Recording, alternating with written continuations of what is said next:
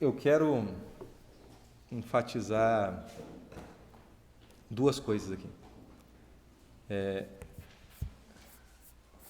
Uma que eu estava conversando com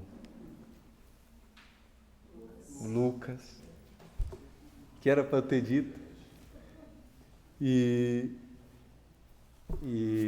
existe um outro aspecto ainda que dá para chamar a ciência com conhecimento verdadeiramente liberal de outro, que conversando com ele contando aí da experiência com os pedreiros, que é o seguinte, ele falou, o pessoal quando vai esquadrinhar uma obra, né, tal, coloca os quadros lá e tal, e ele não confia muito naquilo, aí depois ele vai na estaca, né, aqui, vai dali, até que ajusta, né.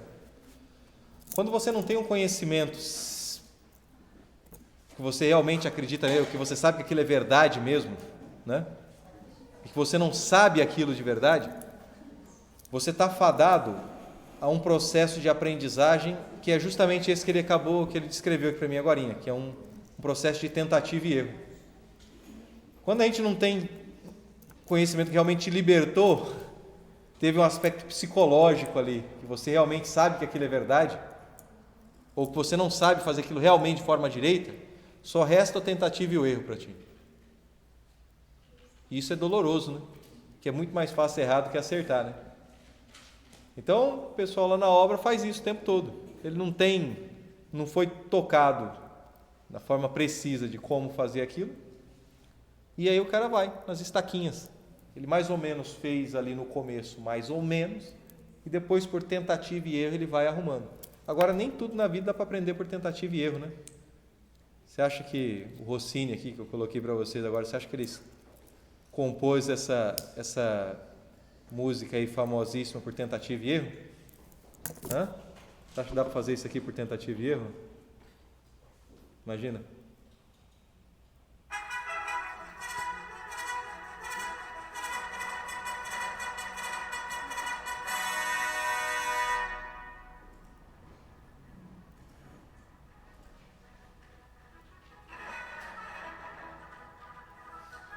Imagina, tentativa e erro. Então, tá bem? Então, a gente quer fugir também dessa parte dolorosa, sabe? Essa parte dolorosa anda sendo feita com a educação recentemente aí. Parece uma teoria nova a cada tempo, né? E aí depois de um tempo joga fora.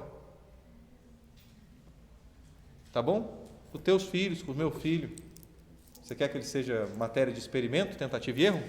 Sem ter pensado direito, sem ter história? Eu não quero. Tá? Então é nesse sentido também que ela nos liberta desse processo doloroso. Tá bom. Então, vamos lá. Vamos ao balaio de gato onde a gente se colocou até agora. Eu demonstrei que a matemática ela era parte integrante da educação liberal.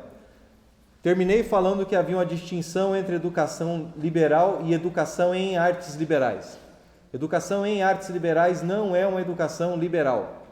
As expressões artes liberais, elas se referem somente às disciplinas introdutórias dessa educação liberal. Não é educação liberal em si, ela é introdutória, preparatória, tá? Existem as disciplinas que são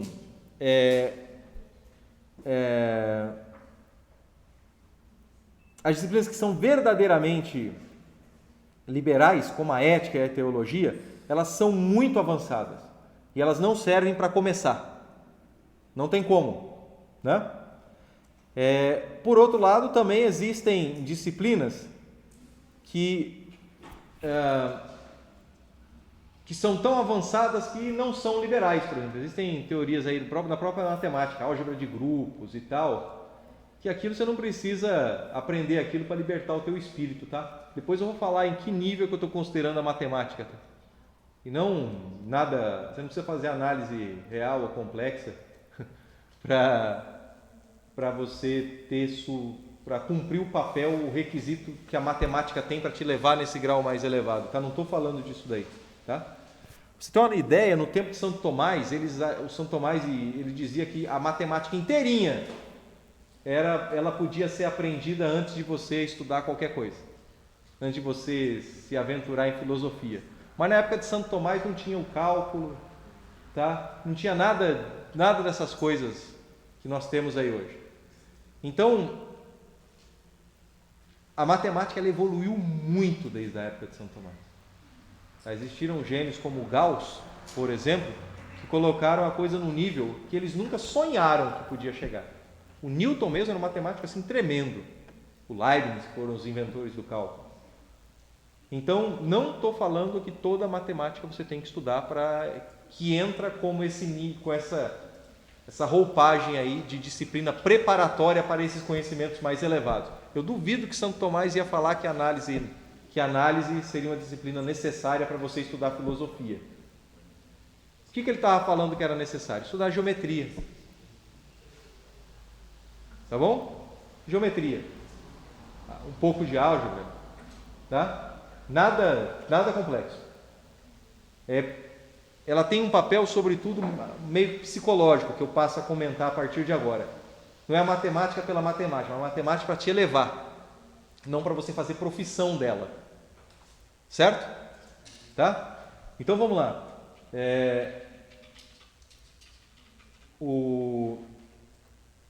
E também, nesse sentido, mesmo a matemática, ela não entraria para os antigos como um estudo já um pouco mais avançado, não entraria no início, tá? Para quem estaria fazendo um estudo mais formal. No início, entraria a lógica, a retórica e a gramática, que seriam as artes do trivium. Aí depois a matemática ela entraria no quadrivium, na geometria, na aritmética, na música e na astronomia, tá?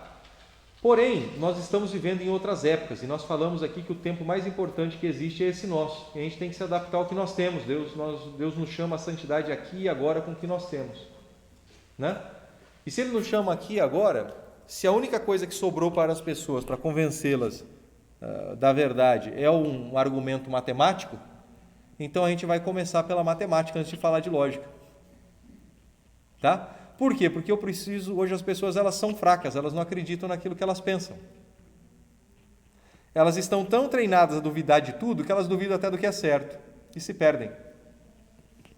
A gente não é mais normal, gente. Tá? Nós não somos mais normais do ponto de vista do conhecimento.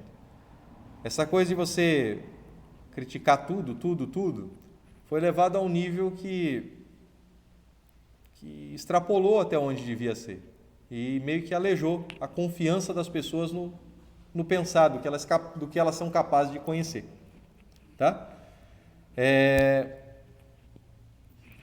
E ainda tem o seguinte: quando eu falo em artes liberais, eu não posso dizer que as artes liberais em si são conhecimentos liberais.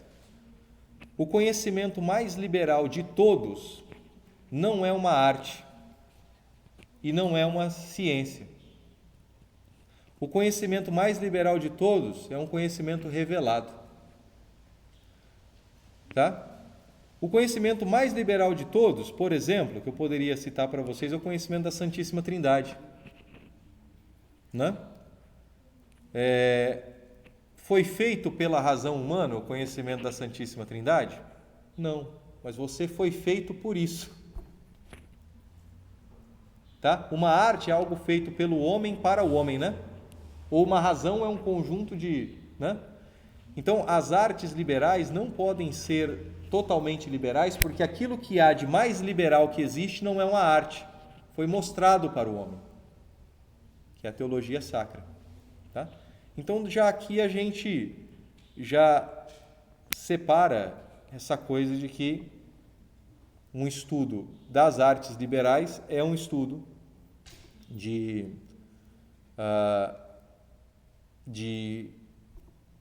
do conhecimento liberal, tá? Porém, existem livros e mais livros sobre as artes liberais. Eu falei para vocês no começo que existia um college nos Estados Unidos que o meu herói, o Padre Tony, estudou lá, né? que ele tem um programa de artes liberais, que é o Thomas Aquinas College. E eles passam 4 anos estudando artes liberais, no nível altíssimo. Aquele college não dá uma educação liberal, ele dá uma educação em artes liberais. Não que ele não dê nada, ele dá alguma coisa, porque estudando as artes liberais, aquilo que eu falei para vocês, ele faz aquelas incursões e volta. Faz aquelas incursões e volta. Mas então por que perder 4 anos estudando só as artes liberais? Né? Por que se investe tanto tempo nessas disciplinas que são menos liberais? Né? Se perde tanto tempo com essas 7 artes liberais, única e exclusivamente para tornar o caminho praticável, para tornar o caminho capaz de ser traçado. Sem você investir tanto tempo nisso, você sequer consegue caminhar. Entende? Tá?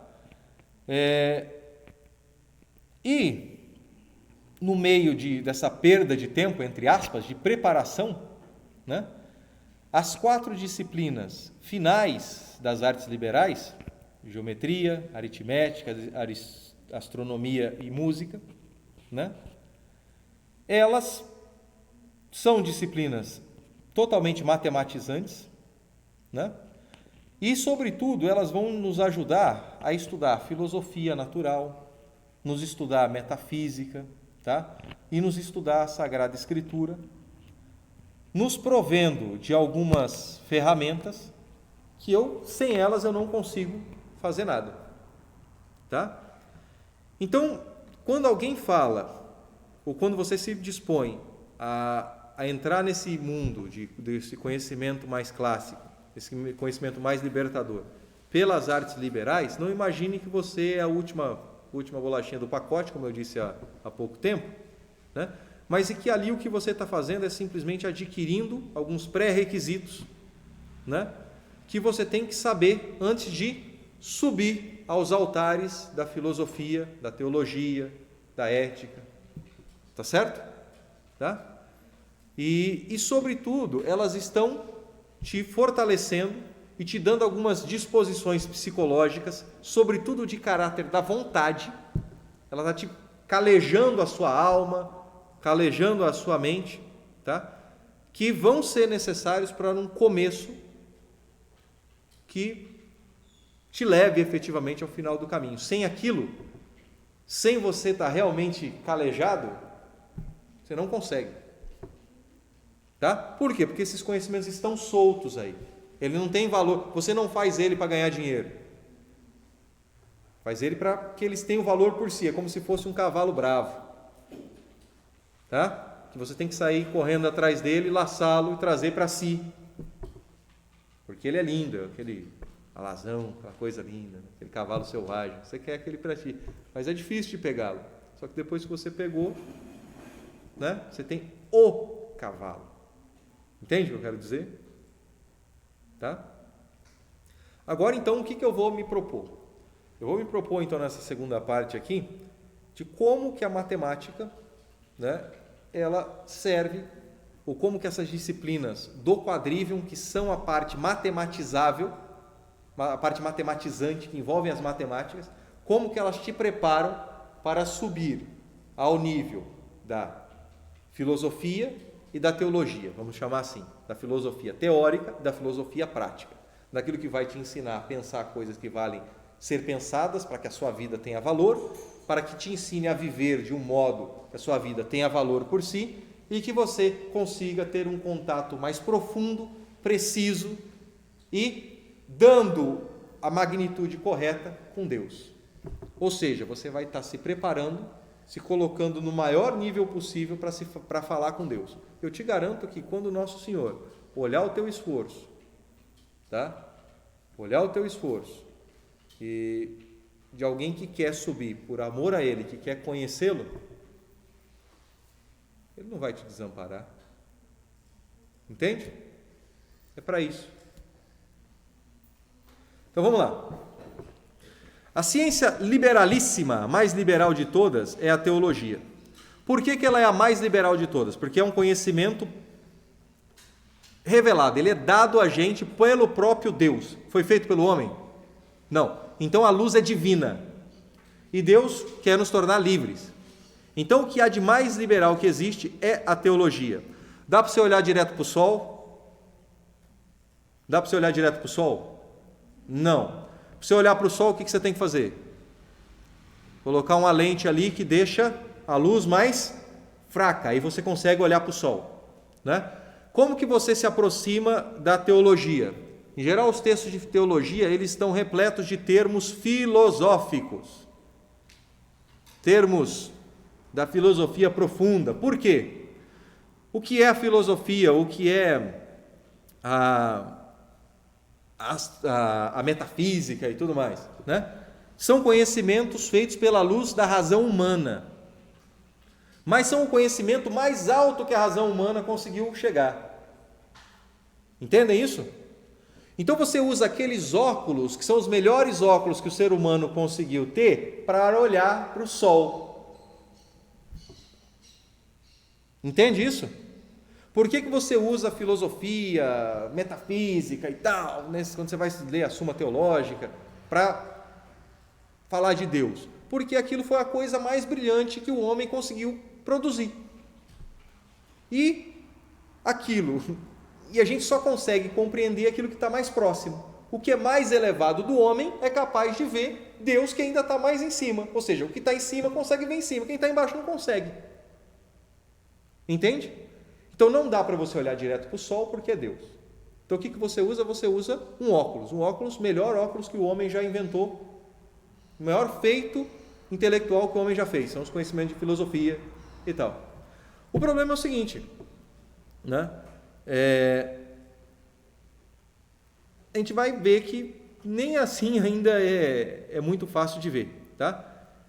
Porque é o seguinte, quando você tenta usar a filosofia para falar de Deus, você percebe que você não entende nada de primeiro. Você sequer entende um texto de filosofia. Por quê? Porque apesar desses textos serem feitos pela razão humana, como os textos de São Tomás ou do Aristóteles, a luz ali, ainda apesar de ser uma luz humana, ainda é muito brilhante. Você consegue colocar seus olhos pertinho daquela luz ali e ficar olhando? Aquela luz ali foi inventada por um homem, o homem que conseguiu organizar aquilo ali para ter uma luz concentrada daquele jeito. Se você não consegue olhar para aquilo ali, muito menos você vai conseguir olhar para o sol. Entende o que eu estou querendo dizer? Mas, se você treinar os seus olhos, se você conseguir uma maneira de olhar para aquela luz ali, depois fica mais fácil de você, depois que você se acostumou com uma luz daquela ali, você consegue se acostumar, ou pelo menos sofrer um pouco menos quando você for olhar para o sol. Tá? E como que essas coisas se dão, né? É o que a gente vai começar a falar aqui agora, tá? O que eu quero te dizer, então, em resumo, é isso daqui. O balaio de gato que nós estamos, de modo prático, tá? Agora eu estou tentando chegar um pouco mais prático do que eu tenho que estudar e tal. O balaio de gato que a gente está é a seguinte coisa. Eu preciso aprender teologia, se eu quiser o conhecimento mais liberal que existe, porque ela foi revelada pelo próprio Deus. Eu não consigo ir para isso daí direto, porque é a luz divina. Aí, o que eu tenho que fazer? Eu vou usar aquilo que é mais luminoso que o espírito humano produziu. Aí eu vou estudar a coisa que é mais luminosa, que é aprender filosofia e tudo mais, né? Moral, metafísica e tal. Mas eu vejo que isso também no começo é impossível. Você já tentou ler um livro de filosofia assim, nu e cru? Eu vou falar para ti, gente, olha, é terrível. Se você nunca pegou, tenta. Baixa na internet aí, tem uns tratados do Aristóteles. Pega o mais básico do Aristóteles, que é o livro de lógica. E é o que está integralzinho. Tenta ler, de começo assim. Não sei se alguém fez ou se não fez, não importa. Mas tenta, saia daqui com esse compromisso. Tentar ler o livro do Aristóteles. Ou então, você pega lá do Santo Tomás e lê a Suma contra os Gentios, que não tem um aspecto tão teológico, como a Suma Teológica. Tenta ler. É luz demais, é inteligência demais. Tá? Então, se eu preciso chegar na teologia, eu não consigo direito. Aí aquilo que é mais fácil, que me permite chegar na teologia, eu não consigo, o que me sobra? Eu estou lascado. Será que ainda existe algo menos? Tem, são as artes liberais. Entenderam aonde que está as artes liberais? Então, a saída é estudar algumas disciplinas que cobrem quase todo o mesmo escopo, né? Quase todas as mesmas coisas, mas num grau de luminosidade bem ameno, né? Então, como que isso pode ser feito? Ou como que é feito? Então, por exemplo, a filosofia primeira, que é a metafísica, tá? Se você pega o livro da metafísica, a metafísica ela se propõe a estudar a estrutura das possibilidades do ser. Como que as coisas existem, como elas existem, por que que elas são assim, quais são as possibilidades de existência que existem, tá? A filosofia primeira, a metafísica, ela vai lidar com coisas que são muito luminosas. Elas vão lidar com Deus, né? Vai lidar com o ser, tá? Ou seja, a realidade mais divina, mais elevada que existe. Eu não consigo olhar para isso direito, tá? Então, olhar para isso aqui direto, papo furado. Se você pega algo diferente, a ciência da natureza, tá? Vai estudar física, vai estudar, pegamos a física aí, a ciência da natureza, psicologia, tá? Ali você vai estudar coisas que é muito difícil de ver. Se antes era muito claro, depois as outras são muito difíceis de ver. Como assim? A física, por exemplo, ela vai lidar com a mudança, com o movimento. Mas não só o movimento de um carro, como a gente ensina em física para os alunos. Tem um referencial, ele sai daqui e vai para lá, ou de lá para cá. Mas a mudança de tudo. A mudança de uma folha, a mudança de mim, de você, tá? Ela lida com essa noção do movimento. E de que as coisas têm uma tendência natural para que sejam do jeito que são. Nos textos de filosofia, você encontra a noção de bem. O bem, ele diz, bem é o que a coisa sempre tende a ser. Obscuro, não é? Bem é aquilo para o qual a coisa sempre tende a ser. É muito obscuro. São realidades que precisam ser iluminadas. Então, existem dois tipos de conhecimento que eu preciso lidar. Um que é muito luminoso e um que é muito obscuro. Num eu preciso acender mais a minha luz para eu conseguir iluminar e ver mais profundo. E outro eu preciso colocar a mão nos meus olhos ou vestir o óculos correto para ver aquela realidade mais superior. Tá? Poxa, então como que eu lido com isso? Né? No auxílio, para a gente estudar como que as artes liberais agora chegam nesses conhecimentos mais elevados, tá? No auxílio, então, do estudo da filosofia ou das ciências naturais, por exemplo, os antigos, eles viam a astronomia e também a música. Eu já vou falar como, tá? Então, antes de estudar filosofia e tal, eles falavam o seguinte, olha, olhe para o céu. Se encante com a regularidade do caminho dos astros. Se encante com a beleza de você fazer a previsão de como que é feito um eclipse. De que essas coisas se repetem. Essa regularidade que se manifesta na natureza. Então, o que era a astronomia para essas pessoas, né? Era o aspecto matemático da previsão da regularidade que você via no céu. Então você olhava para o céu, aquilo te encanta. E aquilo não te encanta de qualquer maneira. Existem o ciclo anual. Durante um ano aquelas coisas se repetem. Numa perfeição absurda, com raras exceções. Todo mundo fala que o modelo geocentrista superou tal. E é verdade. Tá? Mas antes disso existiu o modelo proposto pelo Cláudio Ptolomeu, onde a Terra era o centro do universo, né? Lembram-se disso? Tem um livro famoso chamado O Almagesto. Era o que se estudava na época, na astronomia. Nós estamos bem melhores do que eles hoje, tá? Mas é impressionante as previsões que o Cláudio Ptolomeu faziam e dão certo até hoje. Estão erradas do ponto de vista de previsão? Não. E ele expressava a regularidade.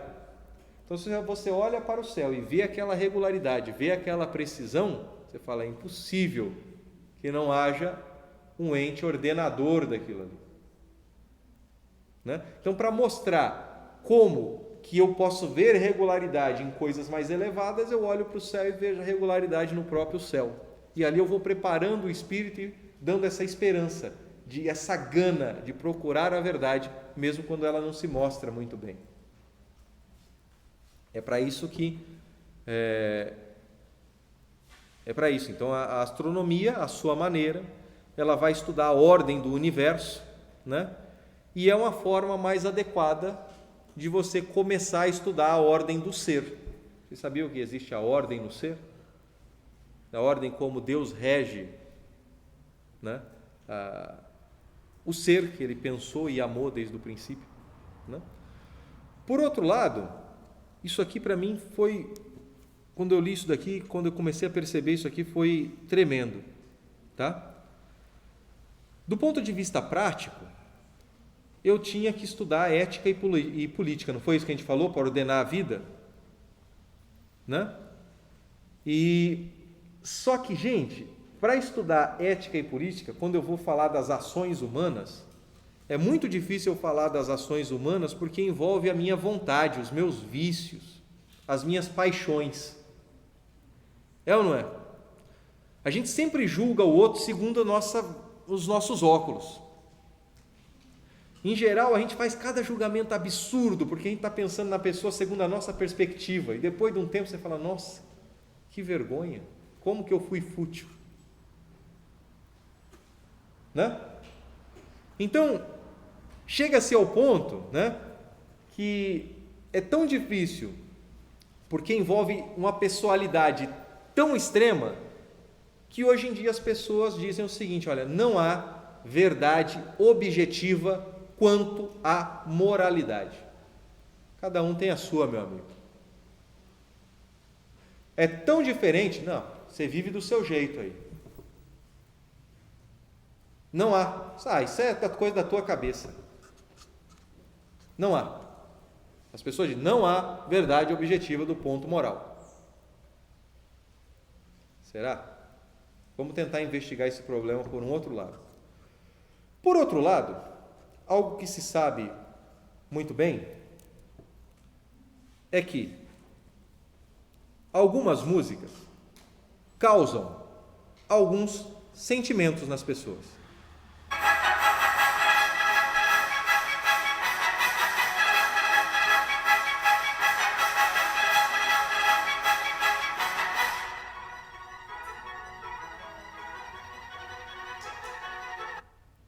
Causou alguma coisa em você? Isso aqui, o que causa em você?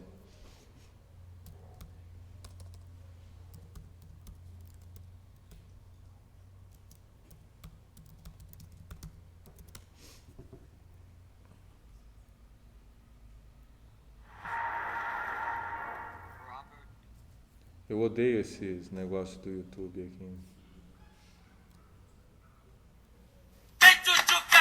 Senta aqui com seu pretinho, vou te pegar no colo. Você já viu isso aqui? No caso do TikTok, parece nas propagandas. Tá bem? Isso aqui, o que causa em você?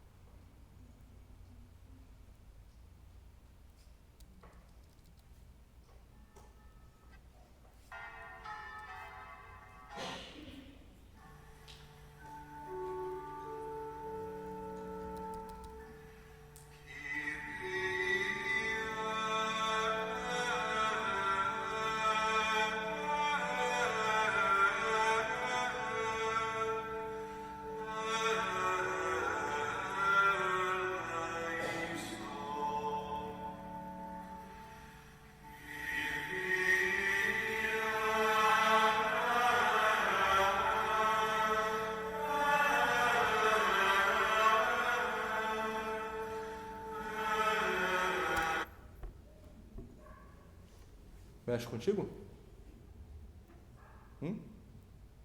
Mexe contigo ou não? Vem tchutchuca linda. Yeah! E você vê isso? A diferença é tão grande que dá vontade de chorar. Entende? Tá bom? Música interfere ou não nos nossos sentimentos? Alguém tem alguma dúvida disso? Tá bom. Quando você fala de música no Quadrivium, você não está falando em ensinar um instrumento musical para criança, tá? É ótimo, desde cedo, você ensinar música para os seus filhos.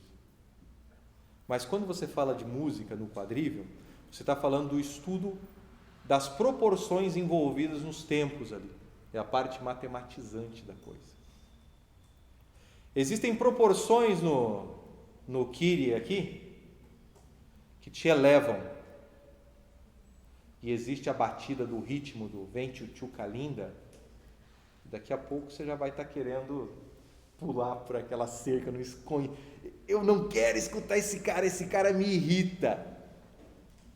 Você entende por que não é qualquer pessoa que consegue sentar, passar 4 horas aqui escutando um cidadão falar de artes liberais e tal, não sei o quê? Tá? Então, quando você chega nesse ponto de que uma pessoa diz para você que não há verdade moral objetiva, e como você sabe que a música provoca isso nas pessoas, e provoca mesmo, não foi experimental o que a gente fez aqui? Tá? Se existem as proporções matemáticas que essa música possui, e se eu posso compreender aquilo ali, de alguma maneira eu encontrei as proporções que provocam reações na tua alma. A matemática não é a parte quantizável que eu consigo do meu conhecimento? A matemática não é objetiva? É ou não é? Então, de alguma maneira, eu não estou medindo a forma de te deixar bem ou te colocar no fundo do poço? De alguma maneira eu não tenho uma maneira objetiva para dizer como a moralidade das pessoas, como a psicologia se dá? De alguma maneira eu não estou dando um caráter moral para o que é certo, ou melhor, um caráter quantitativo, objetivo para o que é certo e o que é errado? Entende? Tá? E uma vez que eu conheci essas proporções e que eu consigo ver isso tudo, eu não tenho que obedecê-las? Se você fizer uma música, o cara da música não tem que obedecer essas proporções e fazer uma música da maneira que eleve as pessoas? Ou você acha que, por outro lado, a pessoa da indústria fonográfica aí não conhece isso aí, não quer despertar e prender as pessoas nos ritmos ali, 1, 2, 3, 1, 2, 3, 1, 2, 3, 1, 2, 3, você fica naquela coisa assim. Sabe aquele ritmo que depois você sabe, aquela música chiclete? É que tem uma batida ali que sempre está te prendendo.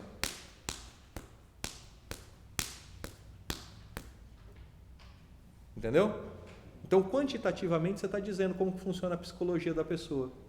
Ah, tudo é matemática? Não, mas tem um aspecto que dá para você dizer sim, que existe uma verdade objetiva e uma falsidade objetiva, mesmo nos aspectos morais. Só quem não quer, e aí é que está o ponto, só quem não quer é que não vê. E aí entra realmente o querer, a vontade. Tá certo? Tá? Então, nesse sentido, eu vou tentar dar alguns exemplos, e alguns até que eu já dei, mas eu vou enfatizar melhor, tá? De maneira mais específica, de como essas artes liberais que envolvem a matemática, como que elas vão preparar a nossa mente, de que forma elas preparam a nossa mente para alcançar aqueles conhecimentos que realmente são liberais. Ou seja, como a matemática embutida nessas artes que de fato são liberais, como que elas nos ajudam a subir para aquilo que realmente é liberal por si. Primeiro ponto. As artes liberais, ou a arte liberal da astronomia, isso eu falei para vocês agora há pouco, e da música, elas fornecem evidência da ordem objetiva e verificável do universo e da alma. Eu estou só falando o que eu acabei de falar com vocês. A gente vê a ordem nos céus e depois você vê a ordem dentro da tua alma. Se a música é passível de receber uma análise quantitativa e a música provoca alguma reação em você, então eu consigo medir a reação em você. Se eu consigo medir, eu consigo reproduzir coisas que te deixam felizes ou coisas que te colocam no buraco. Objetivamente, você entendeu? Tá? Por outro lado, se você vê a astronomia, a regularidade é imensa, gente, é que a gente não se dá conta e não estuda. A regularidade que existe no universo, ela é imensa, imensa. E é interessante que hoje em dia se fala, essas coisas foram enterradas. Você acha que a física moderna, ela substituiu a regularidade da física e da astronomia por algo que é puro caos? Você acha que a física hoje é só caos? Não. Tá? A física calcada em leis de conservação, em leis de continuidade, é a mesma coisa, só que num plano mais baixo. Tá? Muito bem, eu acho que da música ficou o mais claro possível. Vou pular algumas coisas aqui. Professor, você repete essa frase? Do que a arte liberal da astronomia e da música oferece um exemplo claríssimo da regularidade na nossa alma e no universo. Professor, essa lógica de estudar, por exemplo, primeiro as artes liberais, depois as ciências Mais elevadas. faz todo sentido, tudo isso que tu disse, claro.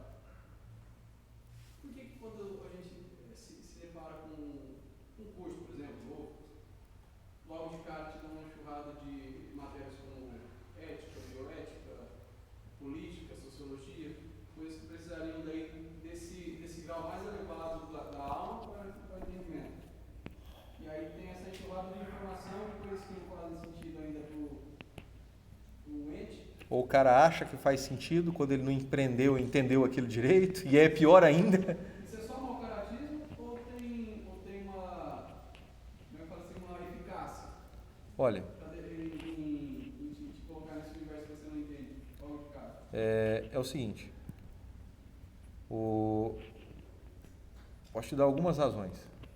A primeira delas é que eu acho que é mais imediata. Hoje em dia a educação ela é feita visando o trabalho, mesmo que seja em bioética, mesmo que seja em tópicos menos valorizados pelo mercado de trabalho, ainda assim visa o trabalho. Sempre o professor, por sobrevivência, eu não culpo o cara, porque ele está nesse meio. Se não for alguém que tenha força e ele consiga plantar as sementinhas, se ele quiser sobreviver, ele tem que mostrar que aquilo é aplicado. Primeiro. Segundo, tudo que vem sendo feito, pelo menos há uns 200 anos para cá, uns 250 anos, visa um negócio, em última análise. É a destruição do cristianismo. Acredite no que eu estou te falando, mas isso seria conversa para outras 4 horas. Tá? Só que você não pode destruir tudo de uma vez. Acredita no que eu estou te falando. Tá? A questão é que o edifício que a igreja construiu, ele é muito grande, muito robusto. Demora muito tempo para você estragar. Tá? E aí, no meio disso, você tem que ensinar algumas coisas que servem muito bem para o mercado de trabalho aí mesmo. É terrível, porque além do cara não entender direito, tem um risco pior, que quando a gente não entende direito uma coisa, nós não nos arriscamos. O problema é quando você acha que entendeu. Entendeu?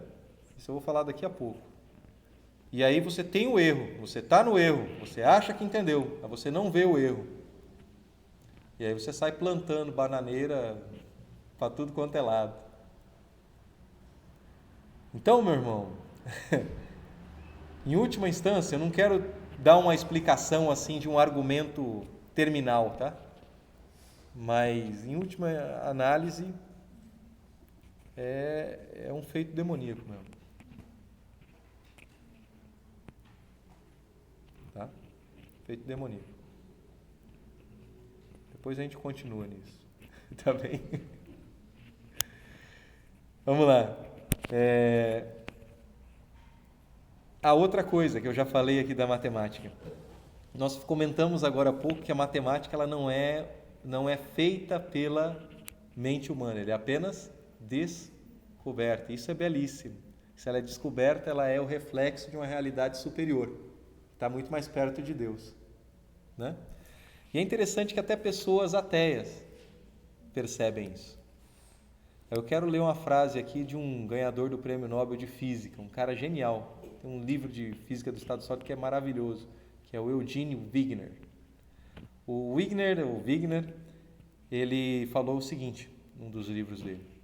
Assumir que o universo não surge de qualquer inteligência, especialmente de uma inteligência que tem o mesmo intelecto inclinado à matemática como a humana, torna difícil dar uma explicação do porquê matemáticas extremamente abstratas, desenvolvidas originalmente na própria mente, sem olhar para a natureza, o cara pensou em alguma coisa, ele nunca olhou na natureza. É incrível que aquelas coisas, com tanta frequência, são incorporadas e descrevem muito bem o mundo que nos cerca. Entendeu o que ele está dizendo? Ele está dizendo assim que é você assumir que o universo não foi pensado por uma inteligência que tenha essa inclinação à matemática, assim como os seres humanos, torna muito difícil de explicar como a matemática bolada na cabeça de alguém que nunca olhou para um problema, porque existem gente que faz teoria sem nunca olhar para um problema material para resolver, ele pensou naquilo ali, como os números complexos. Tá? É interessante que com quanta frequência aquilo não é usado para descrever uma realidade física que depois aparece. Olha, caiu como uma luva para descrever isso aqui do universo. O exemplo é a mecânica quântica. A mecânica quântica ela depende totalmente dos números complexos. Cai como uma luva. Agora a questão é que os números complexos, ninguém criou aquilo pensando na mecânica quântica. Ninguém nem sabia que existia, que um dia iria existir um negócio chamado mecânica quântica. Então você explicar como que essas coisas que saiu da cabeça de alguém é capaz de descrever tão bem a natureza, torna difícil você ir contra esse argumento. Isso aqui foi dito por um ateu, mas um ateu que realmente estudou verdadeiramente. Então a pessoa percebe. Entende? Nós temos as nossas dúvidas de fé, os ateus também. Tá? Esse era um ateu honesto. Vamos lá.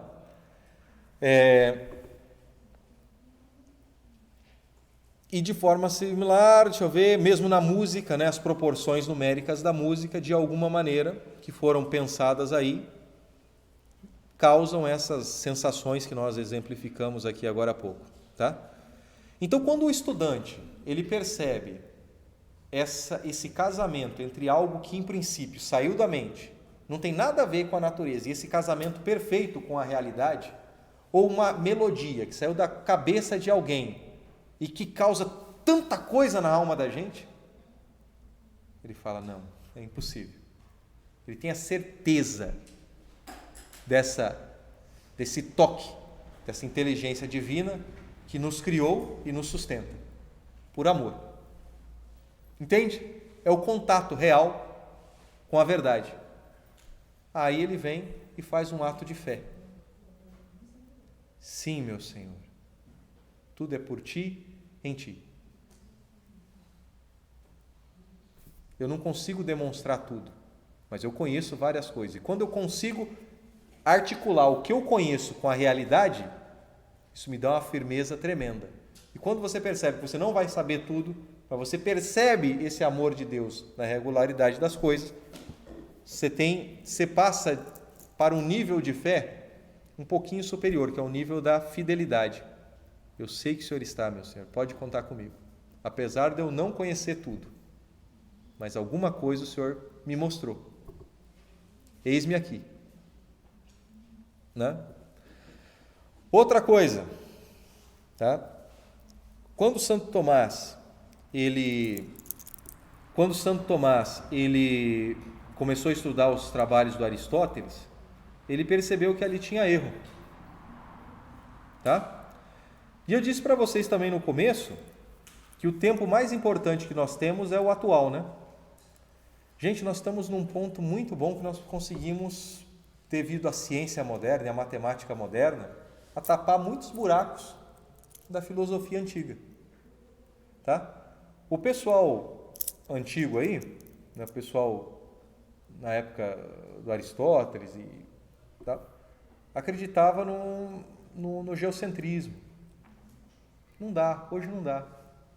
A gente tem evidência, nós temos meios de ver essas coisas, tá? Então nós estamos em condições tecnológicas de fazer experimentos que a gente nunca sequer sonhou que poderiam ser feitos, né? E aí nesse sentido você percebe que você é capaz de melhorar as coisas, tá? Então, e por outro lado, a gente estudando filosofia de verdade, a gente começa a aprender o que é modismo do que é perene, tá? Existem os modismos, que de vez em quando aparece uma teoria nova, e existe algo que é perene e que está aí o tempo todo, né? Existe um cidadão que ele fala o seguinte: a filosofia dos antigos ela estava certa no conjunto e errada nos detalhes. E a filosofia dos modernos ela está errada no conjunto e certa nos detalhes. Tá? Então, a gente está numa posição de poder ajustar os detalhes errados daquilo que estava certo no conjunto, que é a filosofia da igreja, né? Outra coisa, hoje em dia a gente sofre de uma outra doença. O cara acha que a matemática vai acabar com tudo. Tudo é matemática. Eu consigo fazer tudo com a matemática. Tudo é quantizável, eu consigo medir tudo e acabou, né? E na física, sobretudo, na física moderna, os feitos da mecânica quântica, da relatividade, eles são tão grandes que a gente encontra um monte de colega ateu porque ele acha que tudo foi resolvido e tudo foi feito, né? Porém, quando você estuda as artes liberais e você começa a ver que a análise matemática é apenas uma análise possível, você se coloca o pé no chão e mostra que nem só de matemática vive o homem. Por exemplo, o que eu estou querendo dizer com isso daí? Tá?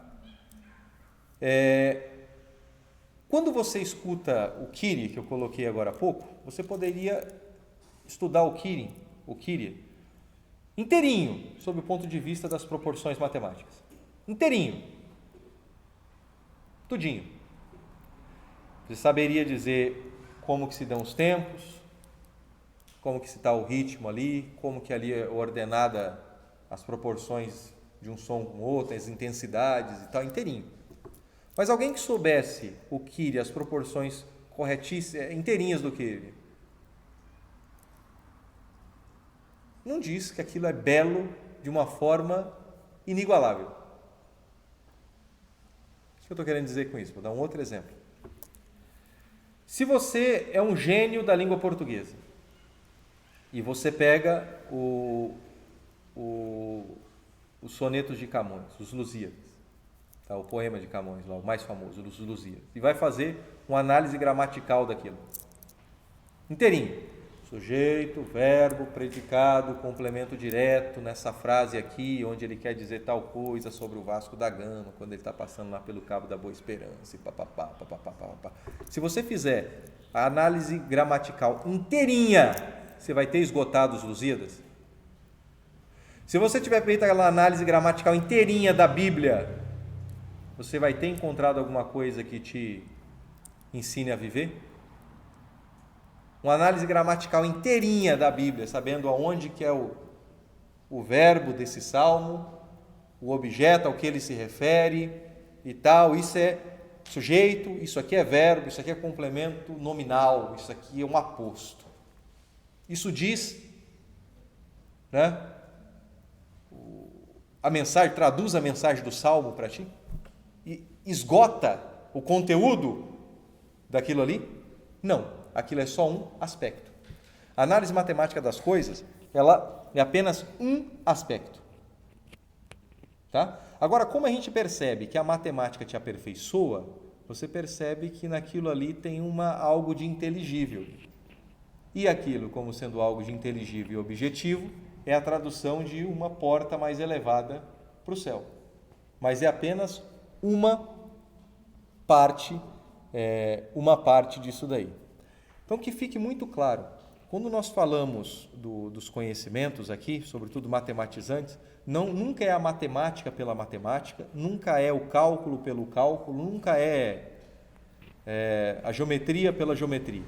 Por exemplo, se você for estudar geometria, que é uma porta de entrada fabulosa, você tem que estudar geometria tentando fazer paralelos aí, sabendo que ela é ordenada à astronomia. Astronomia, você usa a geometria para entender a regularidade nos céus. Uma vez que você estudou a astronomia, né, você também pode usar a astronomia com toda aquela regularidade e também a geometria para você estudar a música. Tá? Ou você poderia pensar da seguinte forma, por exemplo, a geometria é uma arte liberal por seu próprio valor, mas também ela é ordenada à astronomia e à física, que também são artes liberais pelo seu próprio valor. Mas a astronomia e a física são todas ordenadas à metafísica. Então é sempre uma coisa visando a outra, é assim que a gente vai estudando, sempre do mais baixo, subindo até um pouquinho mais. Tá? E aqui é uma última maneira de como as ciências matemáticas podem servir para você olhar para degraus mais elevados do conhecimento. Tá? Quem escutou isso aqui ontem, fica quietinho. Tá. Então vamos dar um exemplo aqui de como que a matemática pode ajudar você a ver verdades superiores que o ser humano foi capaz de ver. Então, se você pega na Suma Teológica, tem uma parte lá na Suma Teológica que fala o seguinte, acompanha comigo com muita atenção aqueles que não viram isso ainda. Quem viu isso, acompanhe e mantenha na memória. Agora é uma hora boa para decorar. Tá? Fala lá o seguinte, um anjo mais elevado compreende a verdade por meio de coisas mais universais, os quais um anjo menos elevado não pode manter em sua mente. De novo. Um anjo mais elevado, Santo Tomás, é conhecido, um dos títulos de Santo Tomás, o mais famoso é o Doutor Angélico. Um anjo mais elevado. Começa aí a construir as figurinhas na sua cabeça. A gente só consegue pensar através de imagens. Mas a gente pode saber sem imagens. Tá? Isso é outro assunto. Um anjo mais elevado compreende a verdade por meio de conceitos. Um anjo mais elevado compreende a verdade por meio de conceitos mais universais, os quais, ou seja, agora ele está falando dos conceitos, um anjo menos elevado não pode manter em sua mente. Me perdoe, mas eu vou ler ainda mais uma vez, que isso aqui é fundamental. Você entendeu o que está dito aqui? Com todos os detalhes? Um anjo, um anjo mais elevado, compreender aquele que sabe das coisas, ele coloca dentro de si. Compreender, aprender é como se você abarcasse aquilo e fizesse aquilo seu, aquilo entra no seu ser. Ele é capaz de manter aquilo e usar aquilo para quando ele precise. Certo? Um anjo mais elevado compreende a verdade por meio de conceitos mais universais. O universo é aquilo que abarca. Quanto mais universal, abarca mais. Pensa num guarda-chuva. Tá? Um anjo é um sujeito que ele tem um guarda-chuva e ele tem uma escada. Um anjo mais universal, mais elevado, é um anjo que tem uma escada maior. Né? Só que além de ter uma escada maior, ele também tem um guarda-chuva maior. Então ele sobe mais e o guarda-chuva dele cobre mais. Um anjo menos elevado é um anjo que tem uma escada menor e tem um guarda-chuva também menor. Ele sobe menos e o guarda-chuvinha dele cobre menos. Todo mundo está do lado um ali do outro. O anjo mais elevado, ele cobre o guarda-chuva desse daqui. Ele está no alto, ele consegue cobrir. Mas pelo guarda-chuva dele ser maior, ele não cobre só o guarda-chuva desse daqui, ele também cobre o desse. Esse outro anjinho que está aqui também. E desse outro que está aqui. Mas esse anjo aqui, ele só cobre o dele, ele não consegue cobrir o guarda-chuva do outro. Estão entendendo isso? Tá? Para que o anjo de baixo conseguisse cobrir tudo aquilo ali, ele teria que ter o guarda-chuva dele, também teria que ter o guarda-chuva do outro, ele teria que segurar um monte de guarda-chuvas ali. Mas ele não consegue fazer isso. No nível onde ele está, ele só consegue segurar um guarda-chuva. No nível onde ele está, não cabe um guarda-chuva maior. O guarda-chuva maior só cabe em níveis mais altos. Então quem está mais alto, cobre tudo que um anjo que está mais baixo cobre e ainda mais. Entendeu? Vou ler de novo que agora a gente traduziu a coisa, né? Agora acho que dá para falar que nós realmente entendemos. Um anjo mais elevado compreende a verdade por meio de conceitos mais universais, os quais um anjo menos elevado não pode manter em sua mente. Tá? Isso quer dizer que um anjo mais elevado pode saber todas as coisas que um anjo menos elevado sabe e ainda mais.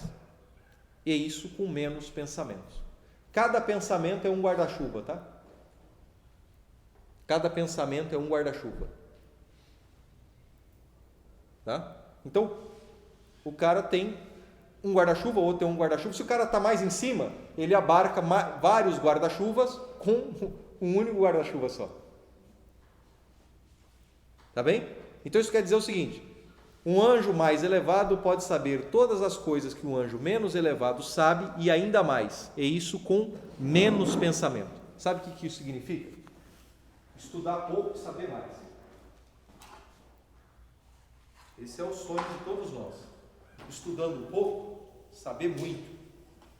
Por outro lado, que várias pessoas aqui são professores ou passaram aí, a gente tem que sempre falar para você ensinar, você sempre fala para os seus alunos: estuda, meu irmão, estuda, tem que estudar, sem estudar não vai, sem estudar não vai, você tem que estudar, estuda, ou seja, você tem que estudar muito para você saber muito. E eu estou falando o contrário, eu estou falando que um anjo, né, ele estuda pouco e sabe muito, então ele pensa pouco e sabe muito. Mas isso é possível? Como que uma pessoa pode ter uma ideia de como que é possível você ter mais com menos? Tem alguma ideia de como que é possível ter mais com menos? Se eu trabalhar pouco, eu tenho pouco. Eu quero ganhar dinheiro, eu quero ficar rico. Você tem que trabalhar muito, se for honesto. Nunca é assim. Como que se pode? Tem alguma realidade mais alta que traduza isso daí? Aí, a pessoa que tem algum conhecimento de matemática pode vir para o aluninho e falar assim: ó, nos deram um retângulo aí, tá? Desenhe um retângulo de 1 centímetro de lado por 30 centímetros, certo? Aí, desenha aí um quadrado. Esse quadrado aqui tem 8 centímetros de lado. Essas curvas que eu desenhei aqui, que delimitam essas linhas que delimitam essas duas figuras, chama-se perímetro. Perímetro são as curvas, né? Perímetro é o que delimita aquela figura. Tá? O perímetro desse primeiro aqui, se são retângulos, esse lado é igual a esse lado é igual a esse, então 1 mais 1, 2. 30 mais 30, 60. Com 2, 62. O perímetro desse outro aqui é quanto? 8, se é um quadrado, mais 8, 16, mais 8, mais 8, 32. Ou 4 vezes 8, né? Ah, o perímetro desse é muito maior do que esse, né?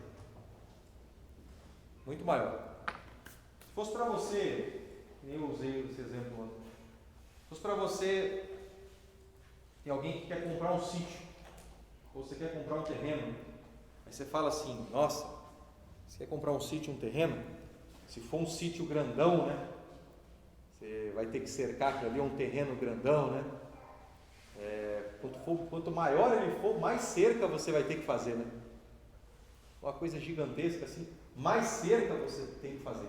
Se você tiver muito dinheiro, né, você vai comprar um negócio que é gigantesco assim, então você vai ter que fazer muita cerca, você vai ter que gastar muito dinheiro cercando o perímetro ali, né?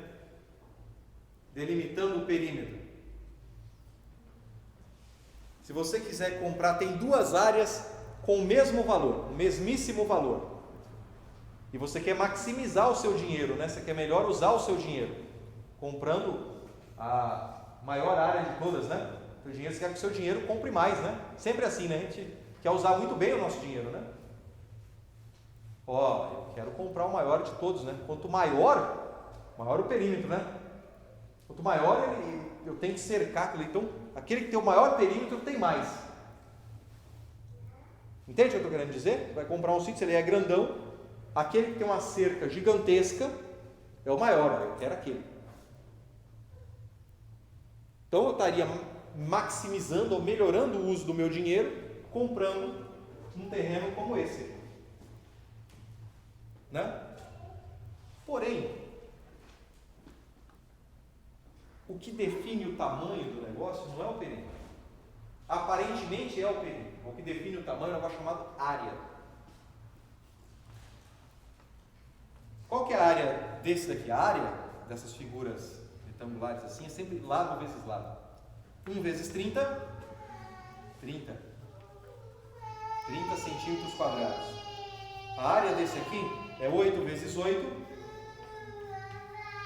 64 centímetros quadrados. Então aqui eu tenho muito mais espaço do que ali. Mesmo que o perímetro aqui seja muito maior do que aqui, é quase o dobro. E a área desse aqui é quase o dobro daquele ali. É mais que o dobro. Entende? Então o que isso significa? Significa que esse cidadão aqui, ele tem mais com menos. Ele tem mais gastando menos com cerca. E esse aqui tem menos gastando mais com cerca. Então ele não vai estar maximizando o dinheiro dele, ele vai estar jogando o dinheiro dele fora. Qual é o segredo do quadrado frente ao retângulo? O que faz com que o quadrado consiga fazer isso? Ter mais com menos.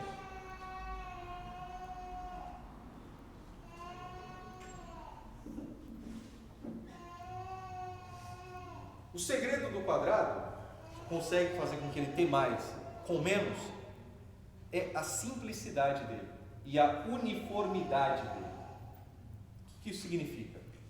Significa o seguinte: para você fazer um quadrado é muito simples. Se eu te desse um pedaço aqui de corda, de barbante, você dobra ele ao meio, depois dobra ele de novo, corta aqui, corta ali, 4 lados iguais. É uniforme. Uniforme é aquilo que é igual. Uniforme, uma forma.